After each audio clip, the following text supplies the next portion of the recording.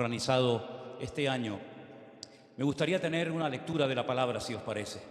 Se encuentra en el Evangelio de Mateo, el capítulo 2. El Evangelio de Mateo, capítulo 2, nos relata la siguiente historia.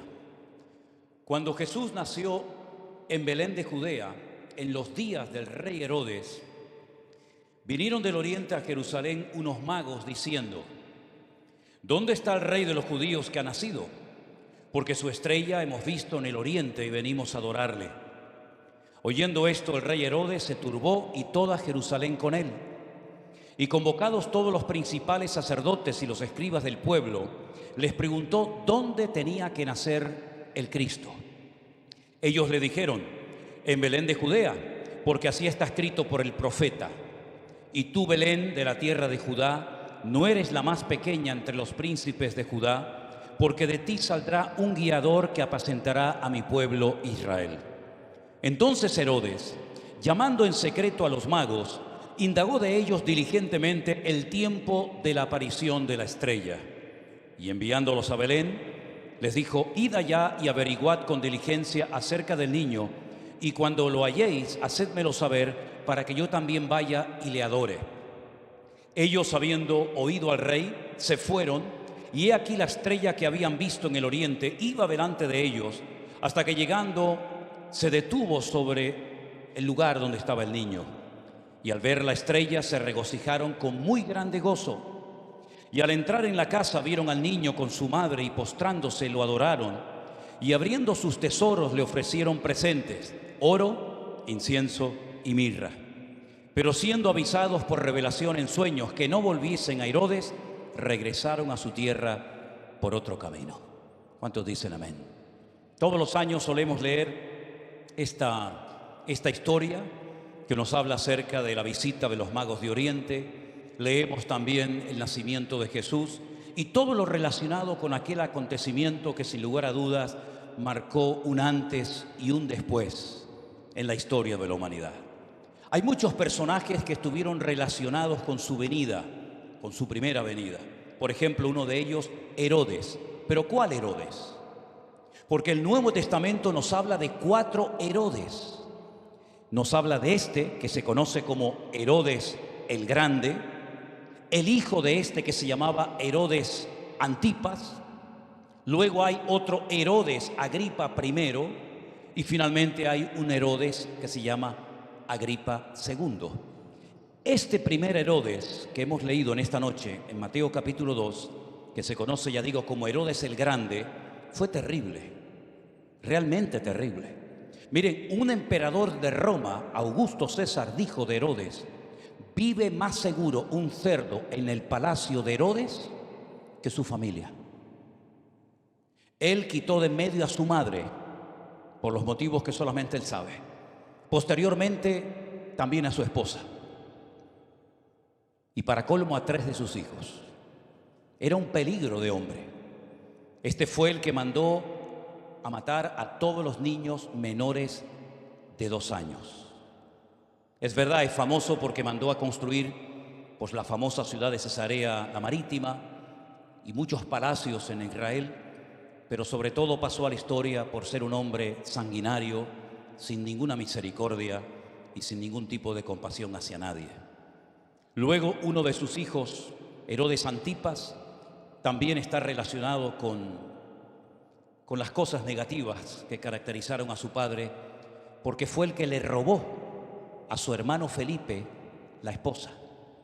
Y la Biblia dice que en aquellos días había un tal Juan el Bautista, un profeta, un varón de Dios, que denunció este pecado y eso le costó la vida. Luego hay un tercer Herodes Agripa I, que fue también el que eliminó a uno de los cabecillas de la iglesia primitiva, nada más y nada menos que a Santiago, el hermano de Juan, discípulo de Jesús. Y luego el último, Herodes Agripa II, fue el que dijo aquella famosa frase que todos hemos oído y conocemos: por poco me persuades a ser cristiano. ¿Se acuerdan? Cuando él estuvo presente en un simulacro de juicio, de interrogatorio que le hicieron al apóstol Pablo en Cesarea la Marítima. No cabe la menor duda de que la vida de Jesús no fue nada fácil, ni antes, ni durante, ni después. Tuvo que huir con sus padres a Egipto durante unos cuantos años. Los comentaristas no se ponen de acuerdo. Algunos dicen que fueron unos meses, otros dicen que fueron 4, otros dicen 7, otros dicen 10, 11 años. Sea como sea, tuvo que huir con su familia a un país extranjero porque ya desde pequeño lo querían quitar de en medio, lo querían eliminar. Durante su vida también sufrió todo tipo de persecución, todo tipo de humillaciones, y muchos solamente le seguían para ver si lograban descubrir algún fallo, algún error, alguna palabra en contra de la ley de Moisés o en contra del Imperio Romano, para de esa manera tener un motivo para acusarlo. Y vemos en este pasaje que hombres de ciencia, como eran los magos de Oriente, fueron capaces de estar viajando durante mucho tiempo, durante meses, para ir al lugar donde el Señor Jesucristo había nacido. Él no nació en Jerusalén, todos lo sabemos, nació en Belén de Judea, que significa la casa del pan. Pero cuando llegan estos hombres de ciencia, observadores de las estrellas y de las constelaciones, guiados milagrosamente por su estrella, como ellos mismos dijeron, le dicen al rey Herodes: ¿dónde está el verdadero rey de los judíos? Porque su estrella hemos visto en el oriente y venimos a adorarle. Jerusalén está de Belén más o menos como a unos 8 kilómetros hacia el sur. Dice la Biblia que ellos fueron hacia Belén y allí encontraron al niño, a sus padres, y allí se postran delante de él. Son las primeras personas en la historia de la humanidad que se postran delante de un niño que no habla, que no hace milagros, que no hace señales, milagros y prodigios, pero ellos sabían que no era un niño normal y corriente. Ellos sabían que había nacido el rey, pero no solamente el rey de los judíos, sino el rey de toda la humanidad. Cuando él comienza su ministerio, la Biblia dice que una de las primeras palabras, uno de los primeros mensajes que él da es aquel que dijo: arrepentíos porque el reino de los cielos se ha acercado a vosotros. Estos hombres le conocieron siendo un niño. No sé si después tuvieron la oportunidad y el privilegio de poder oírle predicar, o sanar a algún enfermo, o multiplicar los panes y los peces, o verlo haciendo prodigios y maravillas, no lo sé. Pero ellos sabían perfectamente que a pesar de su temprana edad, ese niño iba a cambiar el rumbo de la historia. Y así fue.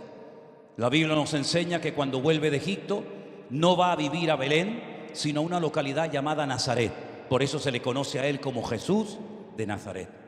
Y allí hasta los 30 años permanece, digamos, en silencio, hasta que finalmente comienza su ministerio.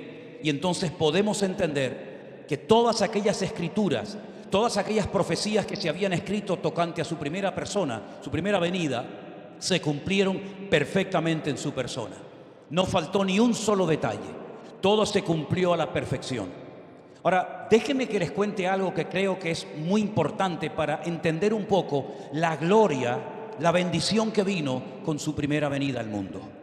La Biblia nos enseña que cuando el pueblo de Israel transitaba por el desierto desde Egipto hasta Canaán, la tierra prometida, hay un momento en el que a través de Moisés el Señor le dice al pueblo de Israel que le construyan para él una tienda, un Mishkan, como se conoce, un lugar donde él deposite su gloria, y todo el campamento alrededor de ese tabernáculo, alrededor de esa carpa, puedan estar tranquilos y seguros tanto durante el día como durante la noche, porque Dios, el Dios que los ha sacado de la esclavitud, va a vivir entre ellos como uno más.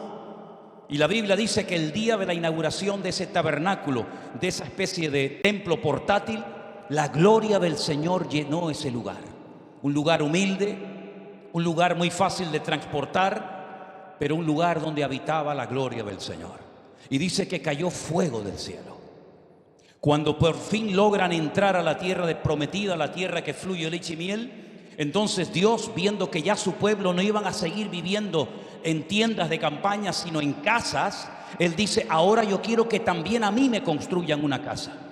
Y entonces pone en el corazón de uno de los reyes más importantes de Israel el deseo de construir un templo, pero preparó todo para que su hijo Salomón pudiera construir el primer templo de Jerusalén. Ya era el segundo lugar donde Dios iba a habitar con su pueblo. Y el día de la inauguración nuevamente se vuelve a repetir la historia. La Biblia dice que cayó fuego del cielo y la gloria del Señor llenó aquel templo de tal manera que dice que los sacerdotes no podían ministrar ni aún moverse dentro de las instalaciones de aquel templo. Pero todos conocemos la triste historia de la destrucción de ese templo. Los babilónicos atacaron Jerusalén y no solamente destruyeron las murallas, sino que saquearon los tesoros del templo llevándoselos a Babilonia, y ese templo fue destruido. Y por 70 años la gloria del Señor ya no estaba en Israel, porque el templo había sido destruido. 70 años después logran volver cientos, miles de judíos, y el Señor vuelve otra vez a permitirles el privilegio de construir ahora el segundo templo de Jerusalén. Y uno espera que así como cayó su gloria y fuego en el tabernáculo y en el primer templo, también volviera a suceder en el segundo templo lo mismo, pero no fue así. No hubo ni gloria de Dios, ni fuego del cielo. Pero dice San Juan capítulo 1, que el Verbo se hizo carne y habitó entre nosotros, y vimos su gloria como del unigénito del Hijo. Y Juan el Bautista dice, y Él, que es el Verbo hecho carne, Él que es el verdadero Mesías, Él los bautizará con Espíritu Santo y fuego. Y por eso podemos tener la seguridad de que ahora nosotros, como templo del Espíritu Santo, por medio de la obra perfecta y maravillosa del Señor Jesucristo, tenemos su gloria, su presencia en nuestra vida y el fuego de Dios 24 horas al día, porque Él ha depositado su presencia en nosotros y estará con nosotros todos los días hasta el fin del mundo. Sí, sabemos que no estamos de acuerdo con la fecha que los hombres le han dado acerca del nacimiento del Señor Jesucristo. Ya lo hemos dicho, yo creo que hasta la saciedad. Si ustedes escuchan los mensajes que yo he dado más o menos en esta misma fecha, en los últimos 23 años de mi vida, habrán oído que casi es una repetición continua cuando digo que sabemos que Jesús no nació en el mes de diciembre y menos el 24 por la noche. Ya lo hemos dicho. Pero por si acaso hay alguno que dice, ay, el pastor Sierra cambió ya de opinión y ahora están celebrando la Navidad. Permíteme decirles que nosotros podemos saber bíblicamente cuándo nació el Señor Jesucristo. No el día, pero sí la época. Porque la Biblia nos enseña que antes de su nacimiento había un sacerdote de la tribu de Abiú o de la clase de Abiú, que era la que ocupaba el lugar 24 en el ministerio de los sacerdotes en el templo. Y dice que este sacerdote, según el tiempo que le tocaba ministrar, recibe la visita de un ángel que le profetiza y le dice que su esposa Elizabeth va a quedar embarazada. Y la palabra de Dios nos enseña que por el tiempo que Zacarías estaba ministrando en el templo, por los 6 meses de diferencia que hay entre el nacimiento de Juan el Bautista y el de Jesús, y por otros muchos detalles más, sabemos que el Señor Jesucristo no nació en diciembre, sino lo más probable y lo más seguro es que nació en los primeros días del mes de octubre. Por eso no había lugar para ellos en ninguna parte. Por eso, queridos hermanos, los que cuidaban los rebaños de los corderos en Belén podían estar acampando al aire libre, porque no había llegado el frío invierno, sino que todavía se podía acampar al aire libre. Y por eso ellos no pudieron encontrar un lugar, porque se celebraba una de las fiestas más importantes del año del calendario hebreo, como era la fiesta de Sukkot, donde la gente viajaba de todas partes del mundo para subir a Jerusalén y recordar durante 7 días, algunos se quedaban un día más, cómo habían sido peregrinos durante 40 años cuando transitaron por el desierto. Mis queridos hermanos, un año más estamos aquí reunidos primero para darle gracias al Señor por habernos acompañado y bendecido durante todo este año. ¿Cuántos dicen amén? Ha sido un año extraordinario, ha sido un año maravilloso, donde hemos visto cómo la obra ha crecido, donde hemos visto almas convertidas, donde hemos visto cómo la obra ha sido bendecida por el Señor y cómo Él ha suplido en abundancia todas y cada una de nuestras necesidades.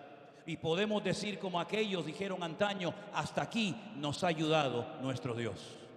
Pero queridos hermanos, también queremos, en estos tiempos en los que intentan taparnos la boca, en estos tiempos en los que intentan atacar todo lo que huela a cristiano o a cristianismo, sí queremos reivindicar que nosotros creemos que hace 2000 años el Rey de Reyes y el Señor de los Señores amó de tal manera a este mundo que se desprendió, que dio a su Hijo unigénito para que todo aquel que crea en Él no se pierda, mas tenga vida eterna.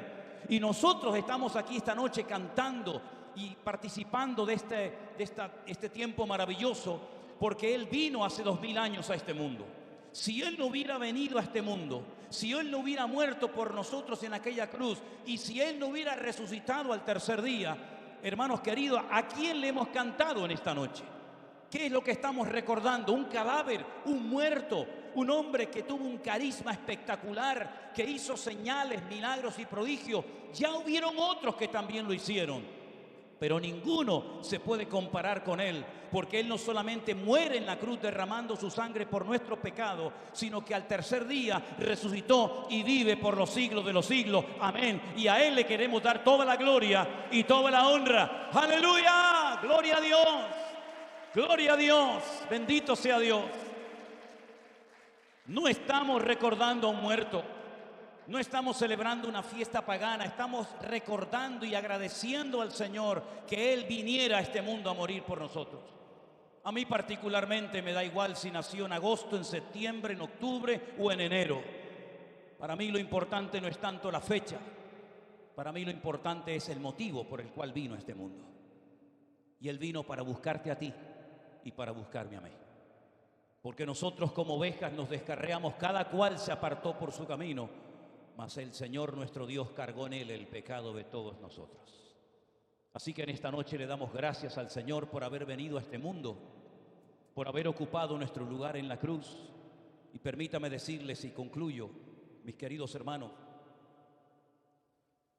que en estos días en los que nos vamos a reunir en familia, con amigos, con familiares, recordemos que si Él no está sentado en esa mesa, si Él no está presidiendo esa casa y esa familia, de nada sirve lo que hagamos. Porque ¿qué es lo que estamos celebrando, hermanos? ¿Por qué la ciudad ha cambiado de aspecto? ¿Por qué hemos adornado la iglesia y hemos preparado este programa especial? Porque hay gente que viene de diferentes partes de Europa o del mundo para estar con sus familiares en estos días. Porque quiero recordarles a todos que aunque no es la fecha exacta, nosotros los cristianos creemos que Él nació hace 2000 años y por eso tenemos paz en nuestros corazones y en nuestros hogares, porque Él está con nosotros como un poderoso gigante. Cierra tus ojos ahí donde estás, mi querido hermano y amigo, y permíteme decirte que si el Señor Jesucristo no está en nuestros corazones, de nada sirve lo que hagamos, los regalos, las comidas, de nada sirve las decoraciones. Si Él no está en nuestros corazones, no sirve absolutamente de nada, nada de lo que estamos celebrando en el día de hoy. Pero te damos infinitas gracias, Señor, porque tú viniste a este mundo a morir por nosotros. Te damos infinitas gracias, Señor, porque entendemos cuál fue el motivo principal que te motivó a venir a este mundo. Sí, Señor, morir, derramar tu sangre, cumplir las Escrituras, pero también rasgar el velo de ese templo que nos separaba de tu presencia y establecer un camino, predicar unas verdades para llevarnos a la vida eterna. Aleluya. Gracias, Padre Santo. Gracias por tu bendición.